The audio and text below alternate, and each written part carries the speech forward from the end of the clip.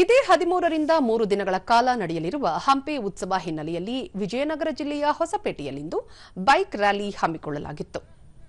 ಜಿಲ್ಲಾಧಿಕಾರಿ ಕಚೇರಿಯಿಂದ ಐತಿಹಾಸಿಕ ವಿರೂಪಾಕ್ಷೇಶ್ವರ ದೇವಾಲಯದವರೆಗೂ ನಡೆದ ರ್ಯಾಲಿಯಲ್ಲಿ ಜಿಲ್ಲಾಧಿಕಾರಿ ಕವಿತಾ ಎಸ್ ಮನಿಕೇರಿ, ಜಿಲ್ಲಾ ಪೊಲೀಸ್ ವರಿಷ್ಠಾಧಿಕಾರಿ ಎಸ್ ಜಾಹ್ನವಿ, ಜಿಲ್ಲಾ ಪಂಚಾಯತ್ ಮುಖ್ಯ ಕಾರ್ಯನಿರ್ವಹಣಾಧಿಕಾರಿ ನೋಂಗಜಾಯ್ ಮೊಹಮ್ಮದ್ ಅಲಿ ಅಕ್ರಮ್ ಶಾ ಮತ್ತಿತರರು ಅಧಿಕಾರಿಗಳು ಉಪಸ್ಥಿತರಿದ್ದರು.